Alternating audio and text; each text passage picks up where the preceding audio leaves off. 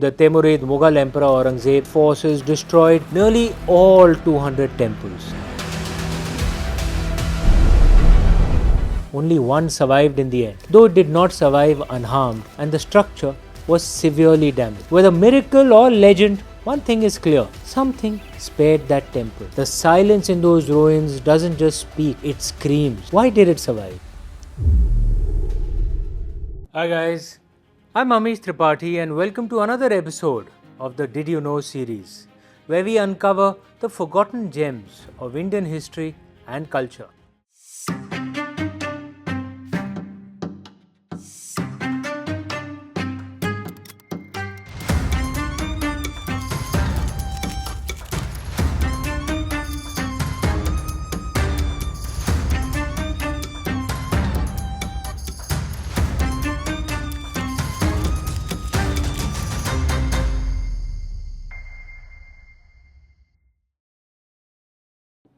Let me take you to a place hidden in the folds of Rajasthan's Aravalli hills, a place where silence speaks louder than words, and every ruined pillar whispers the story of a forgotten empire. This is the story of the Neelkanth Mahadev Temple Complex, once called Rajyapura or Paranagar, a glorious temple town turned into a hauntingly beautiful ruin. Between the 6th and the 10th centuries Common Era, this region flourished under the rule of the Gurjar Pratiharas.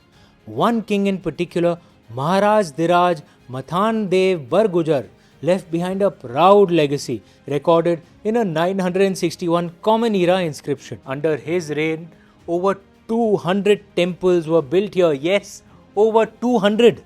Imagine that. A grand spiritual hub with shrines dedicated to Lord Shiva and the Jain Tirthankaras. Stone met spirit here. Nagara-style architecture, intricate carvings, ornate sculptures, even water tanks and step wells. The temple stood within the fortified Rajasthan fort like pearls strung on the thread of dharma. And then came the storm. In the late 17th century, during the reign of Aurangzeb, the Timurid Mughal Emperor Aurangzeb, the temple town was ravaged. Historians and local traditions tell us the same chilling tale. Aurangzeb's forces destroyed nearly all 200 temples. Locals say that some of the temples were so well built that they couldn't be easily demolished. So Aurangzeb apparently had large cannons brought in to blast all the temples and even the ones dedicated to the peace-loving Jain Tirthankaras, blast them all into ruins. Only one survived in the end, the Neelkanth Mahadev shrine, though it did not survive unharmed and the structure was severely damaged. Why did it survive? Well, legend has it that just as the Timurid Mughal army approached the main temple, a swarm of wild bees attacked. Yes, bees. In a frenzy, the soldiers fled. Whether miracle or legend, one thing is clear.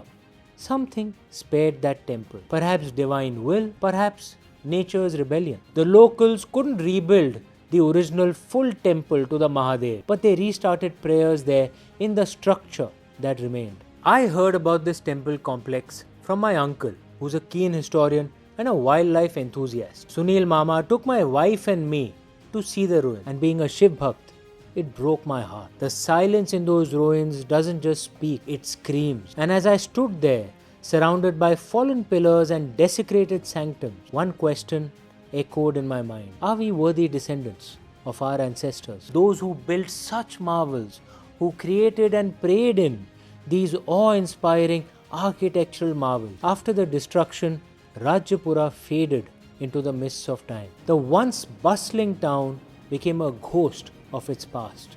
Stones lay scattered, shikharas collapsed, only the lone temple survived, somewhat, still beating with a sacred pulse. Only the Neelkanth Mahadev Temple. And then, centuries later, it finally got some attention.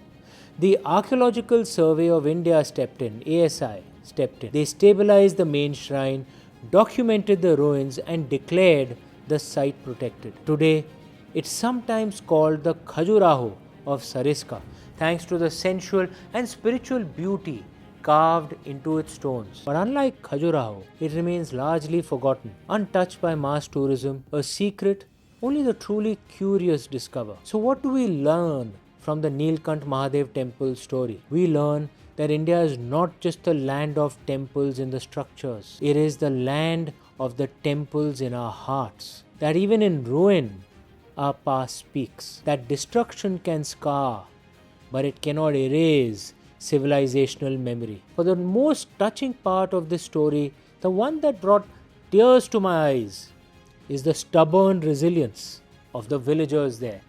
Forgotten by all the big city elite people after the destruction by the monstrous Aurangzeb, these simple villagers kept the Jagruti of the temple alive, refusing to forget our Mahadev, continuing to pray to the Shivling, keeping the flame alive. For civilization is not the worship of ashes, it is the preservation of fire.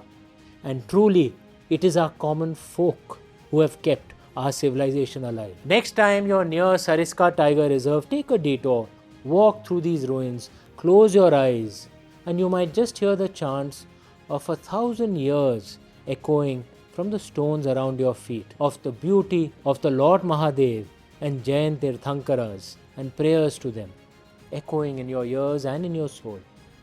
This was an episode from the Did You Know series with me, Amish Tripathi.